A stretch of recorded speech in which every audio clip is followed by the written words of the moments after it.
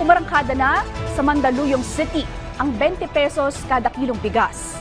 Ang detalye sa balitang pambansa ni JM Pineda ng PTV Manila. Maagap na bumili ng 10 kilong bigas ang senior citizen na si Nanay Virgie nang malaman niya na mayroon ng 20 pesos na kilo ng bigas sa Mandaluyong Public Market. Bigas ang isa sa mga pinaglalaanan niya ng malaking budget para sa kanyang pamilya, kaya malaking bagay na hindi na daw ito mabigat sa bulsa. Pero maski na, malaki pa rin yan sa portion ng budgeting namin, yung bigas. Kasi binibili ko nga yung premium mahal. Kasi pag hindi masarap yung bigas, hindi rin masarap kumain. Kasi siyempre mura, malaking diferensya dun sa mahal na binibili ko. Laking tuwa rin ni Nanay Rosita na bumaba pa sa 20 pesos ang binibili niya dating 29 pesos kada kilong bigas. Mas mapapagkasya niya na ang nakalaan na pera sa bigas para sa higit 10 miyembro ng kanyang pamilya na nakatira sa kanilang bahay. Super po kasi mababa siya. Kasya lang po sa pamilya namin. Kasi marami kami. Ado yung mga anak ko, apo ko. Kailangan, ganito murang bigas ang bibili ko para magkasya sa amin. Yan na po talaga kaya namin. Bukas na nga para sa mga vulnerable sector ang 20 pesos na kada kilo ng bigas ng mga Kadiwa Store. Pasok dyan ang mga senior citizen, PWD, solo parent at mga miyembro ng 4Ps. Ang Kadiwa Store nga dito sa Mandaluyong Public Market, pinilahan agad ng mga mamimili para maabutan pa ang murang bigas.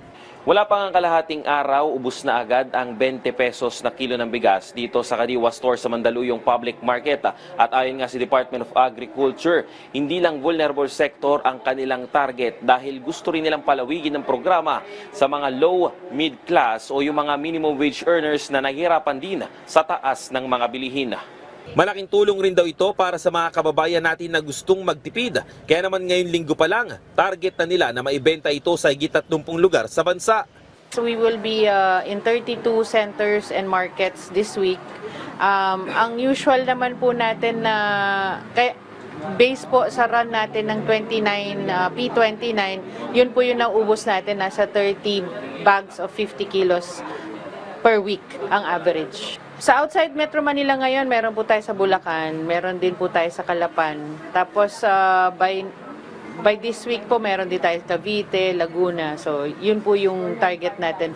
Noong May 1 ang inilunsad ng ahensya ang pagbebenta nito sa Visayas, pero pansamantalang itinigil dahil sa utos ng Commission on Election at para hindi na rin ito mabahiran ng politika. Bumuelta naman ang DA sa mga nagsasabi na pangit ang kalidad ng 20 pesos na bigas. Ito po ay local rice, meron po siyang 25% broken siya.